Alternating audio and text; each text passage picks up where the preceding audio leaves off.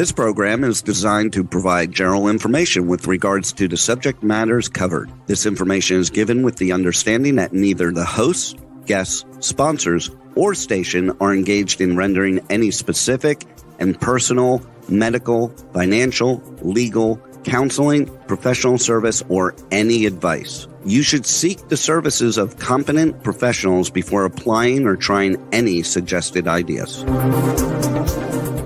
Welcome to Behind the Scenes, for your half-assed entertainment news with no bullshit, with our hosts, Summer Helene and Bear Fiorda, only on Talk 4 Media.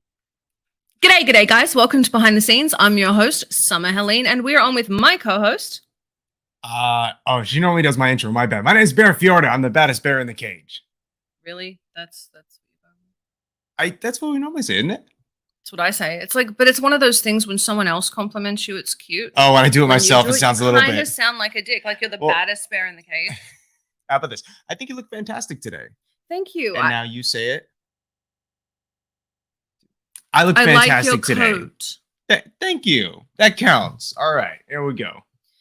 So, holy shit. There's a lot going on now. There's two big things going on, particularly. One of them is going to be that. Hang on, before we get into it, I'd like to remind everyone. Every time we use bad language on the show, we give money to the Boys and Girls Club of America, the Humane Society of America, and Free MMA. We swear because we care. Fuck yeah. Now, as we were saying, I think the first thing that it's probably one of the larger things on international news is going to be that influencer lady who was, she was abusing your children? Yeah. Is that her name? That's what we're That's a terrible username. Yeah. I don't know how she got any followers. I couldn't continue with that one. Eight passengers. Sorry? She had a show called 8 Passengers. Eight passengers. She had an actual show or just a channel? It was a YouTube channel with over 2 million subscribers. She's made millions and millions of dollars, bailed on it, and abused the shit out of her kids. So was she abusing them like on camera? People would see it happening at the time? Yeah, but not to the degree, obviously. Right, because inevitably someone would catch it if you keep, I don't know, pulling up information. Chain your kids to the bed or whatever. What was she doing exactly to these kids? We actually could not say that. It's pretty. Let's just go with severe child abuse. She's been charged with aggravated child abuse. Okay. And it looks like she did some things that were like Flowers in the Attic level terrible. Flowers in the Attic? It's a book. Okay. I don't know Flowers in the Attic, but if she has to say it like that, it must be absolutely horrendous. I'll tell you what. Ruby Frankie is her name. Ruby Frankie. Okay. And she then also had Jody Hildebrand is her business partner. Yeah. Yeah. And actually, didn't the father of these children try and get them back at some point? Like he did, but he allowed the abuse when he was there anyway. Oh, no. Just not to this degree. So he's an abusive shithead. And then her sisters, who also have YouTube channels that were helped build off of hers. Right. Are like, oh, it's, we're so glad this is happening. Bitch, why did you not call? I'm kidding. They actually did call. Okay, they actually did call. Yeah, everyone. That's good. So not everyone in this family is fucked up. No, just her. Now, I'm wondering, do you think it has to do with having the YouTube channel that turned her abusive behaviors up, or is the YouTube channel like a cover for her behaviors? Yes. Because at some point, that's reasonable too. It's at some point, I think social media plays a huge impact in people's lives, whether or not they're posting content, but particularly for these larger creators, based on what you put up, you have to keep upping the ante. It's like with anything, too much of anything is a bad thing. But if you don't keep upping what you do for your content, people are going to get bored and leave. Yeah, it's like heroin. Exactly. And so what I imagine is that she was probably already abusive, but I think she started allowing people to see more of the behaviors. She allowed people to see more of the behaviors, but the bigger problem was the abuse upped, and she got rid of the channel of her own accord. I don't know if she had a mental break or this was like a God told me to. Right. But so she starts listening to this Hildebrand broad, right? Okay. And they just start abusing the kids together, as one does. Yeah. How do you hire on a manager who then, like, if you're being hired as a manager, why? She's not a manager. She's a business partner. A business partner. I'm sorry. Why was your first inclination to start abusing the kids too? Like, you would see that and think that's what they bonded over. They bonded over children. Mm-hmm. How do you find that? Is there a website for these people? Yeah. Is there like a what? Yeah. They used to do it on TikTok. There were butterflies and stuff. Oh, wow. Mm-hmm. Those who don't know, butterfly is a signal for the P word where you are interested in minors. Mm-hmm. Jesus Christ. So I guess I'm taken aback by this so much, so I can't understand how these people find each other. But I suppose, where there's a will, there's a way. Let me try it this way. In the worst way possible. If I was beating my child. So for those that don't know, my girl Friday, Alexis, she's my assistant. We've worked together for like 10 years. She's also my child's godmother. So I adopted my daughter when she was 5. Alexis is my child's godmother. I couldn't get her to like come joint abuse me, like abuse my daughter with me. Okay. She'd punch me in the fucking face. Right. Hold on. If you were abusing the child, it would be like the people around me. Bear, be like, okay, come beat the child with me. Right? Like what happened? Someone got punched in the face. I wonder if it's slowly systematic. Like you kind of get indoctrinated into the behavior over time. You could, but there's still a point that like, Alexis, you're off camera. Come here for a tick. She doesn't want to come on. She doesn't have makeup on. That's okay. If I shove her in the camera, she will again punch me in the face. If I tried to drag you, like what would it take for me to get you to abuse a child? What would it take? Like there's an answer for that. Like I would have to go find somebody else. Okay, close to hang on. I would have to go find somebody else to help me bury your body. That's what it would take. So you find that other person. So someone would be abused. It wouldn't be the child. Just you. Just me. Yeah. And rightly so, yeah, by the way. Like, oh my God. Yeah, there's all types. This is not a good segue, but I'm going to segue it this way anyways. There's all types of abuse, not just to children, but to other adults too, and whether or not you guys even really know each other. For example, the whole situation with Logan Paul's girlfriend now suing his future opponent Dylan Dennis over all like the abusive images that he's been putting up there. That's not abuse. Well, in the eye, not exactly abuse. That's what says it's a bad segue. My hair is caught in my headphones. That's a shitty segue. Like, don't get me wrong, it's fucking inappropriate. But like this lady duct taped and assaulted her child. Okay, so now that's tied them to the bed, starved and malnourished them, and this other dude took publicly available photos and put them on Twitter. Well, that's our segue now. That's how we do it. It's not the same. What's wrong with you? Oh man. Nonetheless, I feel really bad for her in the situation, but I don't think she's handling it the right way, to be honest with you. Suing him? Yeah. Why? Well, here's the thing. Much like with any problem on social media, when you consistently address it and make a larger deal out of it, it doesn't go away. Her main complaints is that it's taking away from her personal and professional life because, of course, everyone being aware of these images, everyone has a negative perception of her. They think she's like... why are you... But you are making the assumption she wants it to go away. My makeup's like running. Well, I guess... Don't tell on me. Listen, I guess it's a good way to get attention. Yeah. I would assume she wants to go away because it's written in she's now taken her boyfriend, who is way more famous than her, right? His whole thing and made it about her. Like, she's amping him up on the other side. She's just like, deal with this for me. I just think I guess the court can't really come after you for perception and hypothetical. So I guess, yeah, they have to take it at face value. So as far as anyone knows, she's doing this because she wanted to stop. But it very well could be another method of hyping up for the fight. Really? Because we're talking about her. It's got shit to do with the fight. I do not think she's doing this for Logan Paul. I think this chick has gone like, and hats off to the gold diggers of the world, the Meghan Markles, the me's. Except I dig my own gold. I got like my own pickaxe, make my own money. Just a lot of it. What is that phrase you were talking about earlier? She's not Money Markle or Meghan Markle. She's not afraid to admit that she can't do this without a man. Exactly. Some of us can make our own money. Meghan Markle is not afraid to admit she cannot do this without a man. Absolutely. And maybe she'll come back and hats off to Logan Paul. Good for her. Do it, Suez bitch.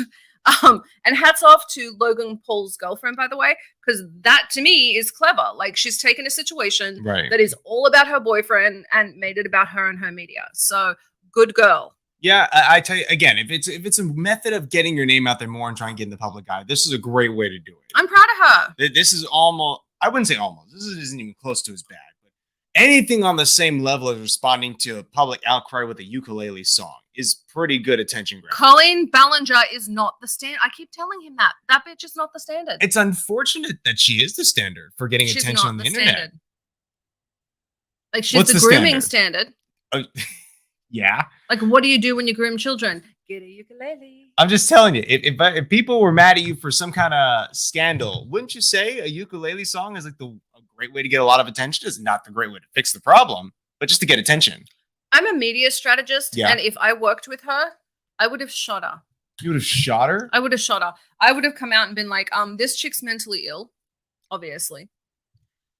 Well, I get that you really don't want a lot of attention on you at that time. The exact opposite of what Logan Paul's girlfriend's trying to get right now. Now she needs to get her name out so people stop calling her Logan Paul's girlfriend. But yes, that's also a good point. Maybe it's just me. Maybe I just hate learning. I don't learn people's name very well. But she's not only a lawsuit; she's also filing for a restraining order, and she's seeking. She should. She's blocking it, and because that will make her images more valuable. If I tell you can't have something, like the Kardashians coined it, the minute you say someone can't have it.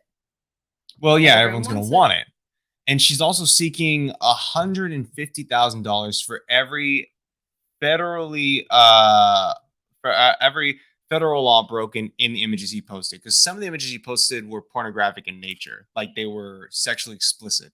Well, now here's the thing: if they were like came from a revenge porn site, that's different. My hair is doing this. No, so what the claim is that she had these images on on like a backlog of Snapchat photos saved to her phone. So she believes that he either hacked her phone or someone else hacked the account and sent him the images for him to post. And because they weren't given out by her, it goes into that category of like the revenge porn kind of thing. Yes, I agree with that. That he should get in trouble for. By the way, we have a very special guest. We are going to be talking about monarchy today. It's been a year since Her Majesty died. Yeah. I found that out today. I had a good cry. It feels like it couldn't have been that long I cannot get my hair together today. Like I have like a 90s comb over. This is going so poorly. Like, let's just do this. No one will notice. Just rock it. It's going so poorly. I'm like, I keep touching it. I'm always the one telling people. I tell my clients, I'm like, don't touch your hair on camera. Once it's there, just leave it. I'm like, but I have like an old man bald comb over. You look like one of the Fall Out Boy members. Things went terribly wrong this morning. I do want to welcome Josh to the show. Let's get him on and I'll figure out my Fall Out Boy hairdo. G'day, how you doing? I am doing very well. I got to tell you, I'm not having a good hair day either. So you are forgiven. Thank you. It's been special. It's been special. So tell everyone a little bit about yourself. We're on a new channel. We've got people have come over from our old channel. They're on our new channel now.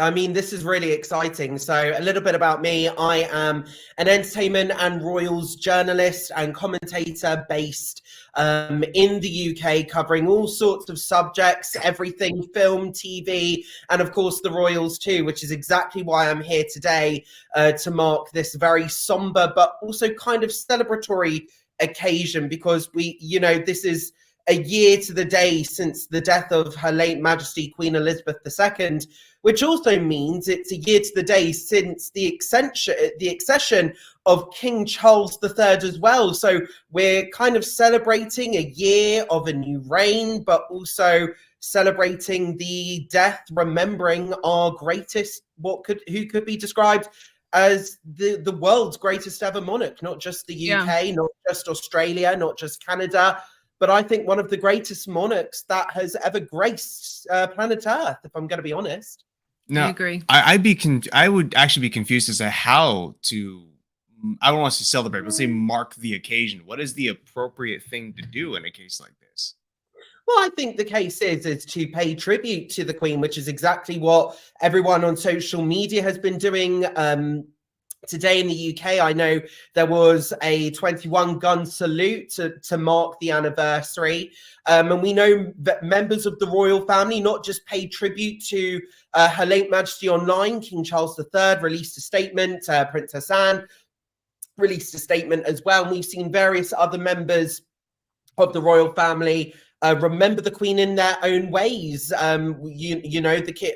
The King and Queen were out today at Crathy Kirk in Scotland near Balmoral, where they went to a private church ceremony, and they then went on a walkabout to greet local primary school pupils and the residents of the nearby town of Ballater as well. And then they went back to Balmoral for a day of kind of private remembrance. Again, this kind of theme of continuation of tradition, because actually Her late Majesty the Queen marks the anniversary of her father's death at Sandringham, where he died, with a kind of private day of reflection. But what we also saw today, we also saw the Prince and Princess of Wales, Prince William, and of course, Catherine, otherwise known as Kate Middleton, attend a private service at St. David's Cathedral in Pembrokeshire in Wales. Kate's wearing earrings belonging to the late Queen. We also saw the Duke of Sussex. Now, he was in the UK, to attend the Wellchild Awards as well. That's one of his charities that he's extremely passionate about. But he was spotted visiting the tomb of St. George's Chapel in Windsor. That's the final resting place, the tomb of his late grandmother. So yeah, we've seen the royals all across the country paying their respects to not just their queen, but also, their mother, their grandmother. It's a very emotional day, but also, as I said, one of almost somber celebration. Makes sense. I think it's interesting. Last year, when rumors started to come out about what had happened with the Queen, I get a call from Burnie, Tasmania. That's where my grandmother is. And she called me and she said, "It's all right. There are rumors like this before. First newscaster comes on television in black. My grandmother is hysterical. I have to call my aunt, who's in Queensland, who's calling, my other. They're trying to get people over there because my grandmother was just absolutely hysterical." I mean, that's the thing. I mean, I will never forget that day. I did a night shift the night before working at the TV show which I worked at. And then I went for breakfast with one of the former members of the European Parliament, Alex Phillips. She is a host on Talk TV here in the UK, appears all on Channel 5, on loads of different stations, on TV and radio stations in the UK. And we went for breakfast that morning. And then I went back to her house for a cup of tea. And then literally we were on the doorstep of her house. And then we both got an alert on our phone from the BBC where it was the first statement of doctors saying they are concerned for the Queen's health. Now, both of us worked in broadcasting, and both of us, let's just say we knew the pre-planned procedures. We knew the telltale signs. So as soon as we saw that alert, we just had one look at each other, just said, "Oh crap," rushed in, put the TV on. And then I was at her house the entire day, monitoring basically her TV screen. Then I worked for a couple of different newspapers here in the UK. One of the newspapers called me because they said, "Josh, we need you on shift. Can you work on shift?" Absolutely. And I had all sorts of information coming in. And it was one of those days where I didn't want to believe anything, unless the palace themselves said it. And it's one of those days where, we TV broadcasters, we rehearse in the UK for an event like this. And we all knew eventually the day was going to come. But it was one of those days because all the experts all said, "Oh, she'll live to the age of her grandmother who lived past 100. So we all thought, "Oh yeah, there are all these rumors. We know she's, she's getting old. She's getting more frail. But she'll live to her mother's age. She'll live past 100 to the Queen Mother's age."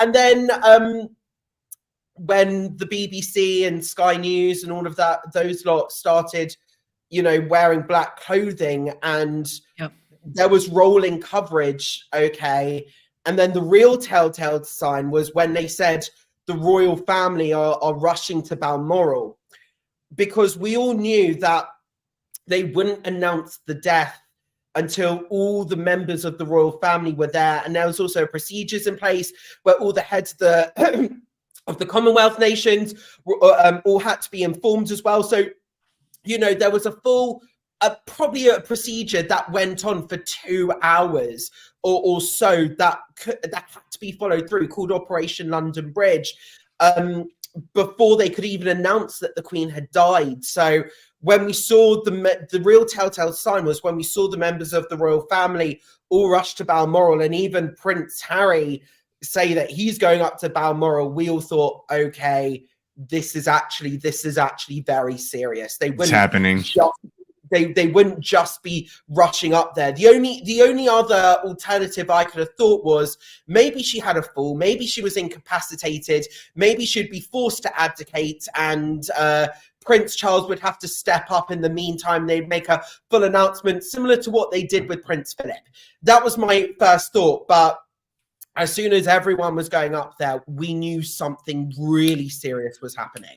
So by that time, I think all the broadcasters, even if there wasn't any news from the palace, they were all getting ready. We could tell they were getting ready. And then when the news broke and the national anthem, because what happens in the UK is the national anthem with just a still image plays on every single broadcaster as soon as they announce the death of Her Majesty. They read the palace's statement, and then boom, the national anthem came on. Me and Alex Phillips both started sobbing when the national anthem came on, and to this day I will always remember that moment, chills running down my spine. I think something that the part that got me the worst was so working in media, the first thing I thought of when they announced that she wasn't well was, oh shit. I mean, it sounds terrible, but you don't want everyone to panic, so you got to do it in stages. I'm like, no, okay. Absolutely, because the thing is, it's one thing, you know, making an appearance at the Jubilee, or pulling out of several appearances at the Jubilee, or saying, oh, she can't, she's suffering mobility issues, so she can't complete this engagement, that engagement, that engagement. But the day before, when she pulled out of the Privy Council swearing in, of course, we had just days beforehand, she was at Balmoral. She saw out the outgoing Prime Minister Boris Johnson and welcomed in the new Prime Minister Liz Truss. There was a Tory party election. So then there was a new government, a new cabinet, and all of the officers all had to be sworn in. And when she pulled out of that meeting, that's an ominous sign. So, you know, although we had, okay, she can't complete this appearance because doctors advised her to rest, there was something really ominous about this, because this wasn't just she's being advised to rest. This is doctors are concerned for her health. So that was the telltale sign, the kind of almost the starting gun almost to tell all of the broadcasters to get ready to announce this news. Right. I think the one that killed me was, and it was again my grandmother. I think I need to send her a letter. A Just letter? be like, that rude. Is she's the one that pointed out to me when the Queen got ill, when the Queen had passed, and she said, you know, not in your lifetime or your children's will you ever hear God save the Queen again. Yeah. I was done. I feel, and I didn't think about it, but as soon as I heard that, it was. Yeah. I feel that it's a bit odd saying this, because in my mind, you know, growing up in America, I was never super concerned much about the monarchy. I didn't really know much about the monarchy, but I knew that they had a queen. I knew Queen Elizabeth, and in my head, she was going to live past everybody. There was not going to be another one past. And even as an adult, I'm like, yeah, rationally, she's going to pass away at some point. Everyone does, but it's, you know, it'll be after me. I'll be long gone by then. It just doesn't occur after such a long reign that it's going to be over at the drop of a hat almost. Well, this is the thing, because she was literally a constant in everyone's lives. You know, nearly everyone in the UK, apart from the oldest generation. You know, I have only known previously only one monarch in my lifetime. Only my parents have only known one monarch in their lifetime. Mine too. You know, only my grandparents knew of two monarchs, and even still, you know, they were still very young when King George VI passed away. So you know, she was this real constant, and she was such a public figure, but also a pop culture icon as well. You know, appearing at the Olympics, and then even at her Platinum Jubilee, with the Paddington video as well. You know, she was just such a symbol of this country. There was no better representative of brand Britain. You know, at school, we all at school, I will never forget when I was about 7 years old, we all wrote letters of what would you do if the Queen came round to your house for tea? How would you dress? How would you act? And you know, the monarchy is such an institution, but there was something special about her, and just her undying devotion to this country, the everlasting unconditional service. She was always there, no matter what, in good times and bad. You know, there was, of course, the time when Princess Diana in 1996 tragically got killed in that car accident. You know, there was all the time of oh, what will happen to the monarchy and the way they acted, and the flag being lowered to half-mast at Buckingham Palace. But then when she came back to London to almost comfort her people, and then she made that speech saying, as a queen, as a grandmother, you know, she always got it right. She never put, or rarely put a foot wrong. And when she did, you know, she was very quick to acknowledge it, such as that horrible accident that occurred in Wales with the mudslide that killed the primary school pupils, and she never regretted that at Aberfan. And she said, like, that was my biggest regret, that I didn't go there sooner. But, you know, she loved her people, she loved her country, and we all knew that. And there was just something so magical about her. But at the same time, she always had that twinkle in her eye. She always had that mischievous sense of humor that we all know her for. She was funny. I think she was the most devoted monarch I've seen. Yes, the most devoted monarch that this country's ever had, and you know that she represented, and she was this bridge to this old medieval like institution and the modern day. And you know, she ensured that the monarchy would keep going on because she was that special. That's what I would say. I agree. I would wonder, this is slightly off topic, but a little bit interesting idea. I wonder if anti-monarchists are feeling the same level of, sorry? They're called Republicans. Republicans are feeling a similar Our level suck, of, yours suck, it's all the same. not necessarily remorse or guilt, but I guess grief. Grief is a good word for it. They usually try and like latch on to that. I mean, a lot of the thing is about the Republican movement in this country is that they might not have liked the monarchy as an institution because they would prefer the idea of an elected head of state.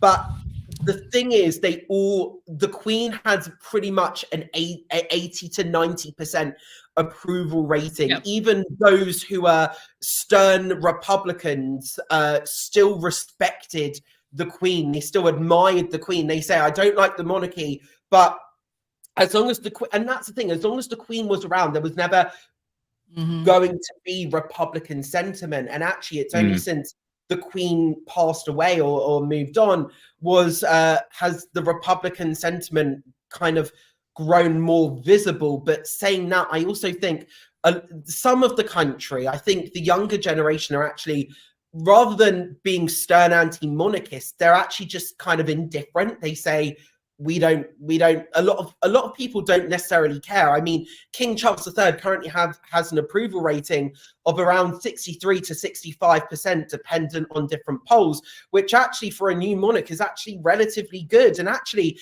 there was a stage during the 1960s where we were reminded today that actually during the 1960s, the Queen actually had a very similar image. And it was only during her kind of silver jubilee in the 1980s where she kind of grew in popularity. And then there was all the Diana stuff. But then there was a real resurgence of the monarchy at the golden jubilee. And then post that with the Olympics, you know, that was when she really kind of soared as this kind of pop culture like figure. So the thing is with the kind of anti-monarchist sentiment, I think, yes, they are slightly more visible now that the Queen had gone, but that was only because the Queen was just kind of universally liked and universally respected across the UK, really. That makes sense. I tell the Republicans in my country, at least, that if they want to get rid of the monarchy in Australia, they're welcome to.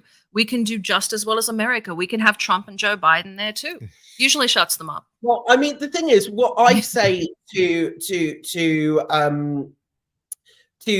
Republicans, I say, look, you might not, okay, you know, this is actually an institution that they are working every single day, one, to make lives better across the UK with their royal duties, with their charities. You know, that's what they do on a day-to-day basis. You know, look at Prince Harry and what he's doing now compared to what the likes of Prince William and Princess Catherine and Princess Anne and Prince Edward and the Duchess of Wessex. You know, look at all and the Countess of Wessex. You know, look at all of what they're doing and how devoted they all are to making people's lives better. But then at the same time, the monarchy has a very instrumental part in the transfer of power in this country. And actually, I actually think there is no greater exhibition to display why actually monarchy is so important in this country than what actually happened on January the 6th in the United States, because the monarch actually yes, the transfer of power. And that's what actually and especially in Australia, that's what happens too, because don't the elected prime ministers go to see the governor general, which is effectively the monarch's representative in Australia? Yes. So actually and it's the same in Canada, where the Queen is also the monarch. So and actually very much what and I New say, Zealand and the king of the UK is also monarch of Australia and Canada as well. well. He's our king too. You guys just get to borrow him. He's our king first, though. I mean, no, but it's not. There is no borrowing. I mean, I would actually disagree with that. There's no borrowing at all. It's all simultaneous. I agree. King Charles is king of Canada, Australia, the UK, and other nations all at the same time. And actually, the Queen was always very well informed about the other nations. She spoke to each governor general every single week of her reign. But actually, this is the thing, because the monarch in this country oversees the peaceful transfer of power, where you see a prime minister going into Buckingham Palace to effectively resign, and then you see another prime minister come in to be asked to form a new government. So, you know, January the 6th shows why actually republicanism might not necessarily be the best thing. And listen, that's not to slate the United States at all. I love the United States. I went every single year, every single summer, and some winters too, for 23 years of my life. I've got cousins, I've got relatives over in the States. This is a country that I am absolutely passionate about, and you know, I love the electoral college system. I think it's absolutely brilliant the way democracy works in the United States. I like that kind of idea of patriotism. The concept of patriotism is something that I feel for my own country, and I really admire the patriotic sentiments in the United States 100%. But the events on January the 6th showed actually why the monarchy is actually a good thing in the countries that it's a part of.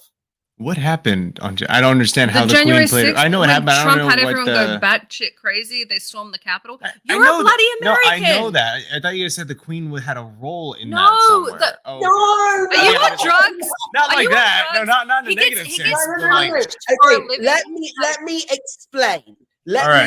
Oh my God. Yeah, please. The Queen did not do This is going to be a conspiracy now. In a positive way, obviously. Trump refused to concede an election, right? Yes. Yeah. So therefore, he got all of his followers to try and storm the Capitol to stop democracy actually taking place. What the Queen does, or what the monarch does in this country, is ensures the transfer of power. It couldn't have happened in the UK or Australia or anywhere like that. Got it. Okay. Because now, even though the monarchy is very much it's they don't actually have power. They reign. They don't rule. There are special measures actually within the parliamentary democracy that will ensure that if something like that was to happen, the monarch can step in. The Westminster system essentially allows the I'm used to saying Queen, but now King, to step in and go, Oh. Well, but I mean, the thing is, the king will go with the will of the people. So, for example, if somebody refused to accept, to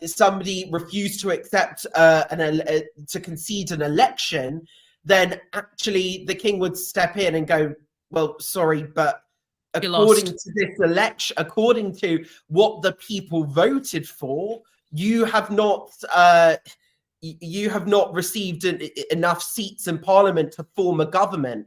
Because what happens is, even in a hung parliament, a hung parliament is where no one party gets a majority. So what would happen first? The largest party would be invited to then form a coalition. If they can't do that, then the second largest party would be invited to form a coalition. So this is the thing. It comes from this kind of apolitical position from the very top going down. Right. So, and that's also the beauty of it, because you have this unelected figurehead which reigns but does not rule. So therefore, they cannot take any side whatsoever, regardless of their personal beliefs. And that's why we all say, the duty, the service, because actually what the monarch does is they put all of their own feelings aside for the sake of this country, for the will of the people. There is going to be a conspiracy online. He has like a massive following that says Josh Rom says that the Queen was involved in January 6th. That is going to be an online conspiracy. Someone is going to see that clip. I'm just telling you. If anything, it's a conspiracy that I don't know what January 6th is. It is the complete opposite. It is the complete opposite. And also, may I just say that the monarch would only step into the political system if stuff hit the fan. The would usually never, ever, ever actually step in, ever. It's just a safety measure, like an escape hatch. With the UK's famously unwritten constitution. So. That's fantastic. There's no part of this that's going to go wrong. It's funny you say the Constitution that way. I feel like for the longest time that we're too overly concerned with what our Constitution says. No. You guys don't even know your own Constitution. But that's what I was about to say. Like, people turn around, they're like, you can't change the Second Amendment. You can't change the Constitution. Do you know what an amendment is for? That's the point I was getting to. Is we're so overly concerned with what our Constitution Bill of Rights says, but so under-informed of what all of it actually means. What's the Bill of Rights say? I can have guns and I get to say what I want. That's the Constitution. See, didn't even get it right. That's not even from your country. I mean, listen. I think the Constitution works for the United States because the United States is a republic. But also at the same time, look at all the debates that are going on. Look at how divided America is, because the Constitution is known to also be quite vague as well. Because does the right to bear arms mean that you can own a handgun, or does it mean that you can own an assault rifle? Technically, the entire amendment says the right to bear arms for a stocked militia to defend your land. So you should only be able to have it if you are forming a militia. That's actually what the whole thing says. They don't do that. I think it means we're allowed to own muskets. I think so. Give everyone muskets. That solves the problem. If you have to load a musket, there will be a lot less gunfights.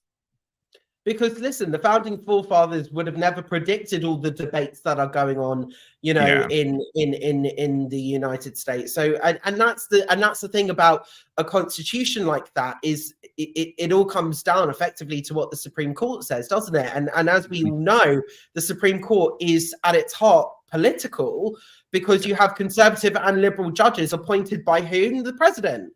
So, and then either accepted by the Senate or not. So, the kind of, how do I put this? The kind of interpretation of the Constitution will effectively depend on who's sitting on the Supreme Court for that period of time.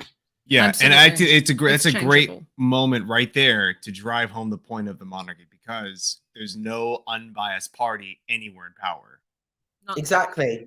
The monarchy is this apolitical force. And listen, I get, listen, when the United States was formed, it was a very different monarchy. The monarchy might have ruled and not reigned. And you know, the monarchy has changed. The monarchy has evolved to go with the times, where it now very much suits a modern era. And especially King Charles III wants to be this kind of inclusive monarch. But you know, back in the day, of course, there were reasons why the founding fathers of the United States wanted to kind of secede from the monarchy. That and you know, that's America's history for you. But I think the reason why the UK works so well is because of this apolitical force right at the very top. And bearing in mind this apolitical force, that is, you know, how do I explain this? This apolitical force that works every single day to make the lives of citizens in this country better. I think it also gives a different viewpoint. Now, I'm going to say this. I live in America by choice. I like it here. My job's here, so I kind of have to be here. No, I'm kidding. I actually do like the country. But I think one thing the monarchy does is it gives us, at least in Australia, I'm sure it does in the UK as well, someone to look at, or a place to look where people are selfless. And so you have things like social medicine, you have more social awareness, you have more of a sense, I think, of community and social responsibility than they do in the US. That's the biggest difference, at least I see, between the countries that come from that. Well, I mean, the thing is, Americans are supposed to have a role model, and that's supposed to be the president of the United States and the first family, really. So, you know, it all depends on, in the US, who's sitting in the Oval Office. That's the thing. So, you know, you could have. I think Obama. Yes, Obama had his problems and political problems, but actually, you could never criticize what Obama was like as a statesman. He was always very good. He always presented well. Yes, I have fundamental disagreements with Obama, with his political beliefs, but you know, he always presents himself well. As with Trump, okay, maybe I have slightly more similarities with him politically, but he was not statesman-like at all especially when it came to his tweets, his presentation, you know, his eating of McDonald's on Air Force One, just another example. And listen, that's not me necessarily criticizing former President Trump. You know, there were some parts of his administration that I do actually greatly admire. But I think with the US, because that figure at the top is interchangeable, I think that's why we in the UK have that sort of sense of community, because we have this kind of mysterious institution, which, you know, is very public and very public facing, and we think we know them, but actually at the same time, they very much have a mystique about them as well. You know, we're very much from the outside looking in, and because of that, because they are such shining examples of, they always dress impeccably, they always look fantastic. There's all of this regalia as well, all the pomp, circumstance, ceremony at all of these huge occasions. You know, because they are always pristine, tip-top, perfect presentation. You know, they are basically the ideal role models in that way. Something we got tweeted at us earlier, I'm guessing from an American, was, if you were going to ship one of your princes over here, why couldn't it be William and Kate? Like, well, no, we like them. I mean, that's what I was going to say. You can respond to that. I mean, to answer that question, he shipped himself. We didn't ship him. He shipped himself along with his wife and child at the time, now children. It was his decision to step back because he wanted this. He wanted this half in, half out. He wanted it his way. Listen, and the monarchy said, if you want to step back, we would rather you be in, but if you think it's so unbearable, you go and do that. And you know, Prince Harry has only got himself to blame, because, you know, rather than just doing what he wanted to do, such as what we've seen in Heart of Invictus, such as the Whale Child Awards, not philanthropy. What does he and his wife do? No, they go and bash the family that gave them the privileged position in the first place for a whole year and a half. So, you know, We didn't ship him to you. He went on his own accord, and quite frankly, you guys can keep him. He's got to regret this decision. Right? I feel like he regrets it every day. All that I'm going to say on that front was, did you see his face at the Beyonce concert? I think that said it all. I did not, but now I'm going to look at it. Google it. Yeah. I think there's something. Well, he came from a life where his entire goal was to help other people. Mm-hmm. Now he's a spokesman for a mental health charity where people are charging a fortune for nothing. It's a very different role than he was raised to be. Place than he was raised to be. But he effectively chose that life. And listen, if he wanted, and my kind of perspective has always been, if the Duke and Duchess of Sussex wanted to live to seek commercial opportunities, they have absolutely every single right to do so, but just don't slate the family. And that's what I think, especially that hasn't resonated with Americans, because I think, you know, they thought, oh, they're gonna kind of, you know, play played the race cards and played this kind of, we're the underdogs being treated badly by this archaic institution. But actually all Americans see is, wait a minute, you lived in a palace? What's wrong with that? You know, and that's what Americans see. Americans don't see how hard done by they were, because all Americans see is, okay, you gave up a palace to live in a Montecito mansion. What the fuck are you whining about? Excuse my friend. No. It's every time you swear, we actually give money to charity. It's called the Sean Patrick Flaherty thing. But basically, he said the F word like 73 times when we had him on, so we had to do something. Now every time someone swears, we give money to charity. So you just did. Because I heard you swear, but I wouldn't usually swear on a broadcast. I heard you swear before.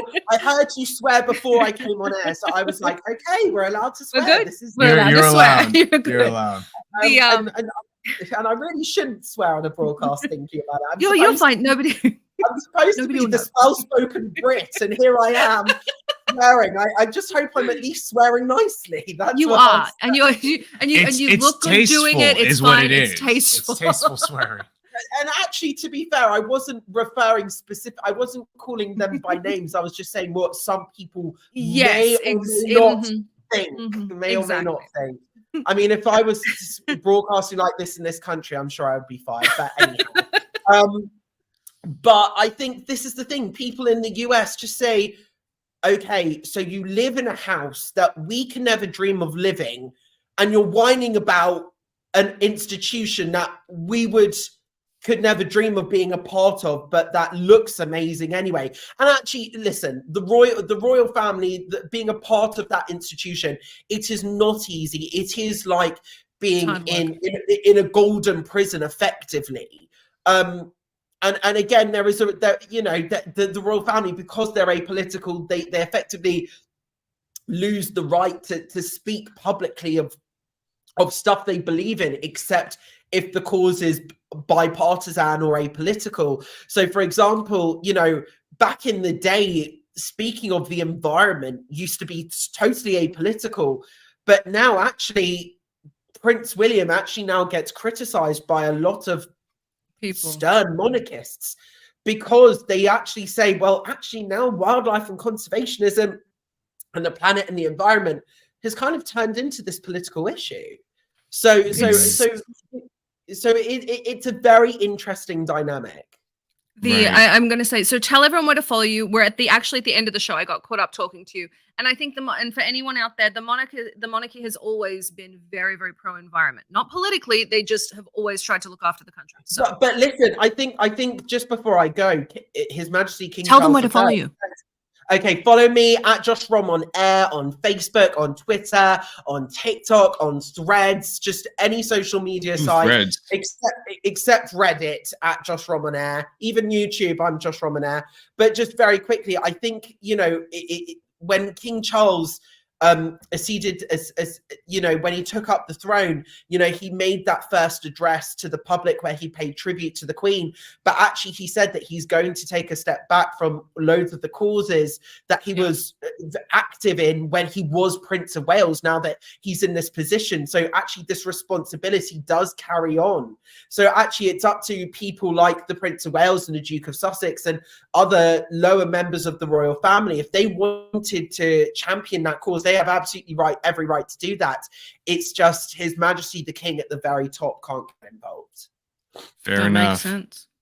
Thank you very, very, very much for joining us. Guys, follow us online. Jump on next week.